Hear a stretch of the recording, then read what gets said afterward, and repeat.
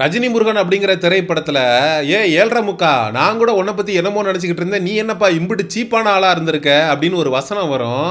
அது விஜய் அவர்களுக்கு பொருத்தமாக இருக்கும் அப்படிங்கிற மாதிரி ஒட்டுமொத்த தமிழக அரசியலும் நேற்று இரவிலிருந்து வேற ஒரு திசையை நோக்கி பயணித்து வருவதை நம்மளால பார்க்க முடிகிறது. நடந்து முடிந்த 2026 சட்டமன்ற தேர்தலில் தமிழக வெற்றி கழகம் 108 தொகுதிகளை கைப்பற்றி தனிப்பெருங்கட்சியாக உருவெடுத்தது. அதே சமயத்தில் தனிப்பெரும்பான்மையை நிரூபிக்க தவறியது. இந்த நிலையில தான் காங்கிரஸ் திமுகவோடு கூட்டணியை முறித்துக் கொண்டு தமிழக வெற்றி கழகத்திற்கு ஆதரவு அப்படிங்கிற நிலைப்பாடு எடுத்தது. இருந்தாலும் காங்கிரஸ் என்னதான் ஆதரவு கொடுத்தாலும் விஜய் அவர்களுக்கு 118 அப்படிங்கிற மேஜிக் நம்பர் வரல. அதனால விஜய் அவர்களை பதவி பிரமாணம் செய்து வைக்க முடியாது அப்படின்னு ஆளுநர் தரப்புல இருந்து சொல்லப்பட்டுச்சு. இந்த நிலையில தான் சிபிஐ மற்றும் சிபிஎம் 2 கட்சிகளும் சேர்ந்து விஜய் அவர்களுக்கு ஆதரவு கரம் அப்படிங்கிறத நீட்டியது. விடுதலை சிறுத்தைகள் கட்சி ஆதரவு அளிச்சா தமிழக வெற்றி கழகம் ஆட்சி அமைச்சரலாம் அப்படின்னு ஒரு சூழல் உருவாச்சு. நேற்று இரவே விசிக தாவேகாவிற்கு ஆதரவு கொடுக்கும் என்ற எதிர்பார்ப்புக்கு மத்தியில் விசிக காலம் தாழ்த்தி வந்ததை நம்மளால பார்க்க முடிந்தது. இந்த நிலையில தான் டிடிவி தினகரன் அவர்கள் ஆளுநர் அவர்களை சந்தித்து என்னுடைய மன்னார்குடி தொகுதி எம்எல்ஏ காமராஜ் அவர்கள் கடத்தப்பட்டிருக்கிறார், அவரை காணவில்லை, ஏதோ குதிரை பேரம் நடப்பதாக எனக்கு சந்தேகம் எழுந்திருக்கிறது, தமிழக வெற்றி கழகத்தை சேர்ந்த நபர்கள் காமராஜ் அவர்களை கடத்தி குதிரை பேரம் நடத்தி இருக்கிறார்களா என்கிற சந்தேகத்தை ஆளுநருக்கு முன்னாடி முன் வச்சாரு டிடிவி தினகரன். இந்த நிலையில தான் காணாமல் போனதாக சொல்லப்பட்ட எம்எல்ஏ காமராஜ் அவர்கள் டிடிவி தினகரனை நேரில் சந்திக்கிறாரு. இருவரும் சேர்ந்து பத்திரிகையாளர் சந்திப்பை நடத்துறாங்க. அப்ப டிடிவி தினகரன் அவர்கள் என்ன சொல்றாரு அப்படின்னா, காமராஜ் அவர்கள் தமிழக வெற்றி கழகத்திற்கு எந்த விதமான ஆதரவும் கொடுக்கவில்லை, ஆனா ஆதரவு கொடுத்ததாக ஒரு ஃபோர்ஜரி டாக்குமெண்ட்டை ரெடி பண்ணி ஆளுநர் கிட்ட தாவேகா தரப்பு கொடுத்திருக்கிறது அப்படிங்கிற குற்றச்சாட்டை முன்வைக்கிறாரு.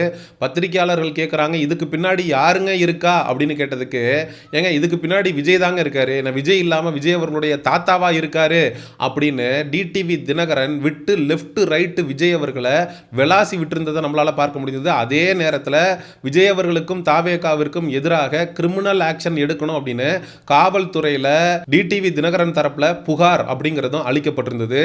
இந்த நிலையில தான் இன்னைக்கு தமிழக வெற்றி கழகத்திற்கு விசிகே ஆதரவு கொடுத்து 118 எம்எல்ஏ கூடைய ஆதரவு விஜய் அவர்களுக்கு கிடைத்திருக்கிறது. ஆளுநர் அவர்கள் 7:10க்கு மேலே கேரளாவுக்கு கிளம்பி போக போறாரு. 7:10க்குள்ள ஆளுநரை சந்தித்து ஆதரவு கடிதத்தை கொடுத்து 118 எம்எல்ஏக்கள் எங்களுக்கு இருக்கிறாங்க, அதனால ஆட்சி அமைப்பதற்கான அதிகாரம் வேண்டும், பதவி பிரமாணம் செய்து வைக்கணும் அப்படின்னு விஜய் தரப்புல கோரப்பட்டிருந்தா கூட நேற்று இரவு டிடிவி தினகரன் அவர்கள் குதிரை பேரம் நடந்திருக்கிறது. ஃபோர்ஜரி டாக்குமெண்ட்டை தாவேகா ப்ரொடியூஸ் பண்ணி அவங்க ஆட்சி அமைக்கிறதுக்கான ஒரு பித்தலாட்டத்தில் ஈடுபட்டிருக்காங்க. ஆட்சி பொறுப்புக்கு வர்றதுக்கு முன்னாடியே ஃபோர்ஜரி 420 இது மாதிரி சீப்பான வேலையை தாவேகா பார்க்குதுன்னா, ஆட்சி அமைச்சதுக்கு அப்புறம் என்னென்ன மாதிரியான கேவலமான செயல்களில் அவங்க ஈடுபடுவாங்க அப்படின்ற ஏகப்பட்ட கேள்விகள் டிடிவி தினகரன் தரப்புல இருந்து வைக்கப்பட்ட வண்ணம் இருந்தது. அதை சுட்டி காட்டி குதிரை பேரம் நடந்திருக்கோ என்கிற சந்தேகத்தின் அடிப்படையில் ஆளுநர் அவர்கள் காலம் தாழ்த்துறதுக்கான வாய்ப்புகளும் ஏற்பட்டிருக்கிறது. விஜய் அவர்களுடைய முதலமைச்சர் கனவுல தீய வச்சு கொளுத்தியிருக்காரு டிடிவி தினகரன் என்று சொன்னால் கூட மிகையாகாது. ஏன்னா ஆளுநர் அவர்கள் காலம் தாழ்த்துறாரு, 118 நீங்க மெஜாரிட்டியை காட்டாலும் என்னால உங்களுக்கு பதவி பிரமாணம் செய்து வைக்க முடியாது, ஏன்னா இங்க குதிரை பேரம் நடந்ததற்கான முகாந்திரம் இருக்கு, முதல்ல நீங்க அப்படி ஒரு தவறை செய்யல அப்படிங்கிறத ப்ரூவ் பண்ணுங்க அப்படின்னு தமிழக வெற்றி கழகத்திற்கு ஆளுநர் அவர்கள் கையை கொடுத்து அறிவுரை வழங்கி அனுப்பினாலும் ஆச்சரியப்படுவதற்கில்லை. ஏன்னா எந்த ஒரு முட்டா பயலாவது ஒரு எம்எல்ஏ உட்காந்து எங்களுக்கு ஆதரவாக லெட்டர் எழுதி கொடுத்தாரு, அதுவும் கார்ல உட்காந்து அப்படின்னு அந்த ஒரு வீடியோவை வெளியிடுவானா? இந்த தமிழக வெற்றி கழகம் வெளியிட்டு யானை தான் தலையில மண்ணள்ளி போட்டுக்கிட்ட மாதிரி அவங்களுடைய முதலமைச்சர் கனவை அவங்களே குழி தோண்டி புதைச்சிருக்காங்க. அது அவங்களுக்கு மிகப்பெரிய அளவில் பேக் ஃபயர் ஆயிருக்குன்றது தான் 100க்கு 100 மறுக்க முடியாத உண்மை. ஏன்னா அவர் மதசார்பற்ற கூட்டணியில் இல்லை, அவர் பிஜேபி ஏடிஎம்கேவோட அலையன்ஸ்ல இருந்து வெற்றி பெற்றவர் தான் இந்த காமராஜர் அவர்கள். பிஜேபி என்னுடைய பொலிட்டிக்கல் எனிமி, அவங்களோட ஒருபோதும் கூட்டணி கிடையாது. என்னதான் இங்க தொங்கு சட்டசபை நாங்க மெஜாரிட்டி பெறல அப்படின்னா கூட மதவாத சக்திகளாக இருக்கக்கூடிய பிஜேபி கூட்டணியில இருந்து நாங்க எம்எல்ஏக்களை கொண்டு வர மாட்டோம் அப்படின்றதுனால தான் நாங்க ஏடிஎம்கேவோடயே போகல அப்படின்னு தாவேகா மாறு தட்டிக்கிட்டு இருக்கு. திமுக அதிமுகன்னு 2 பெரிய கட்சிகள், திராவிட கட்சிகளுடைய தலைவர்களாக இருக்கக்கூடிய ஸ்டாலின் அவர்கள், எடப்பாடி பழனிசாமி அவர்களால் செய்ய முடியாத ஒரு விஷயத்தை தனி ஒரு நபராக இருந்து டிடிவி தினகரன் அவர்கள் செய்திருக்கார் அப்படிங்கிறது தான் சமூக ஊடகங்களில் டிடிவி தினகரனுக்கு ஆதரவாக பலரும் கருத்து தெரிவிச்சிட்டு வராங்க. இது ஒரு மாஸ்டர் ஸ்ட்ரோக்.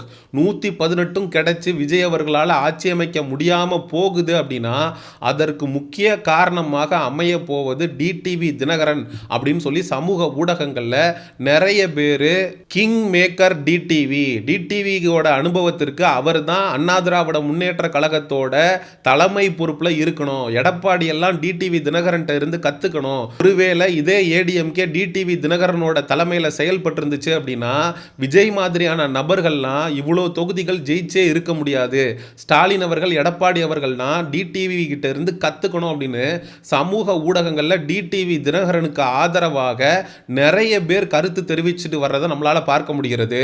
விஜய் அவர்களை நோக்கி நம்ம எழுப்பக்கூடிய கேள்வி என்ன அப்படின்னா, ஒரு எம்எல்ஏ உங்களுக்கு வேணும் அப்படின்னா அந்த எம்எல்ஏ எந்த கட்சியில் இருக்காரு அப்படின்னு பார்த்து அந்த கட்சியுடைய தலைமைக்கு கடிதம் அனுப்பி உங்கள் எம்எல்ஏ உடைய ஆதரவு எங்களுக்கு வேணும் அப்படின்னு கேட்கறது தான் அறம். அதைத்தான் விஜய் அவர்கள் விசிகாவுக்கும் பண்ணாரு, சிபிஐக்கு, சிபிஎம்முக்கு, அதுக்கப்புறம் ஐயுஎம்எலுக்கு, இவங்க எல்லாத்துக்கும் அத்தானே பண்ணீங்க.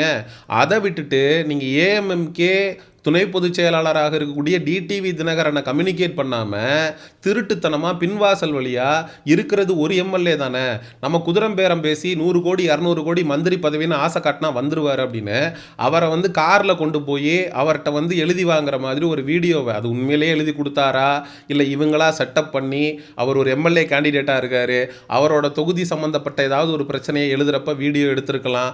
அதை இப்போ தாவேகா அமமுகவுக்கும் டிடிவிக்கும் எதிராக அவர் எங்களுக்கு ஆதரவா எழுதி கொடுத்தாரு பாருங்க அப்படின்னு சொல்லி வெளியிட்டு வேலியில போற ஓனான தூக்கி வேட்டியில விட்ட கதையா இப்ப அது அவங்களுக்கு மிகப்பெரிய அளவுல பேக் ஃபயர் ஆக போகுது. குதிரை பேரம் நடந்திருக்கு. நீங்க எப்படி இந்த மாதிரி இன்னொரு கட்சியோட எம்எல்ஏவை காரில் கொண்டு போய் வச்சு உங்கள் கட்சிக்கு ஆதரவுன்னு எழுதி வாங்குவீங்க அப்படிங்கிற கேள்வியை ஆளுநர் தாவேகாவை நோக்கி எழுப்புனாலும் ஆச்சரியப்படுறதுக்கு இல்லை. என்னதான் தாவேகா போய் எங்களுக்கு 118 எம்எல்ஏக்களுடைய ஆதரவு இருக்குது அப்படின்னு அந்த ஆதரவு கடிதத்தை நீட்டினாலும் நீங்கள் இதுக்கு முன்னாடியே ஃப்ராடுலண்ட் ஆக்டிவிட்டீஸில் ஈடுபட்டிருக்கீங்க. ஃபோர்ஜரியாக ஒரு லெட்டரை கொடுத்துருக்கீங்க. ஒரு எம்எல்ஏ உடைய சம்மதம் இல்லாமல் அவர் சம்மதம் தெரிவிச்சிட்டாரு, எங்களுக்கு ஆதரவு தெரிவிச்சிருக்காரு அப்படின்னு ஒரு ஃப்ராட் லெட்டரை எனக்கு கொடுத்துருக்கீங்க அப்படின்னு டிடிவி தினகரன் தரப்புல இருந்து எங்களுக்கு ஒரு கம்ப்ளைண்ட் அப்படிங்கிறது வந்திருக்கு. அதனால நீங்க கொடுக்கக்கூடிய ஆதரவு கடிதத்தினுடைய உண்மைத்தன்மையை சோதித்த பிறகுதான் நான் உங்களை ஆட்சி அமைக்கிறதுக்கு நான் கூப்பிடுவேன், உங்களுக்கு பதவி பிரமாணம் செய்து வைப்பேன் அப்படின்னு ஆளுநர் காலம் தாழ்த்தினாலும் ஆச்சரியப்படுவதற்கில்லை. அப்படி காலம் தாழ்த்தும் போது ஒரு வாரம் ஆகுது அப்படின்னா அதுக்குள்ள தாவேகாக்குள்ள இருக்கக்கூடிய எம்எல்ஏக்கள் விஜய் அவர்களோட தலைமை மீது நம்பிக்கை இழந்து கட்சியை விட்டுட்டு இன்னொரு கட்சிக்கு தாவனாங்கன்னா என்ன வேணுமானாலும் தமிழ்நாட்டு அரசியல்ல அடுத்தடுத்த நாட்கள்ல நடக்கலாம் அப்படின்னு சொல்லி இந்த காணொலியை நிறைவு செய்கிறேன். மக்களாகிய நீங்க டிடிவி தினகரன் வச்சிருக்கக்கூடிய மாஸ்டர் ஸ்ட்ரோக்கு ஆளுநர் 7:10 கிளம்பி கேரளா போறது, விஜய் அவர்களுக்கு கடைசி நிமிடத்தில் கிடைத்த அந்த பெரும்பான்மை, இதெல்லாம் பற்றி என்ன நினைக்கிறீங்க அப்படிங்கிற உங்களுடைய கருத்துக்களை மறக்காம கமெண்ட் செக்ஷன்ல சொல்லுங்க. சமூக நிகழ்வு அரசியல் சார்ந்த பதிவுகளுக்கு சயோனிசம் சேனலை சப்ஸ்கிரைப் பண்ணுங்க. அடுத்த ஒரு காணொளி பதிவில் சந்திப்போம். நன்றி, வணக்கம்.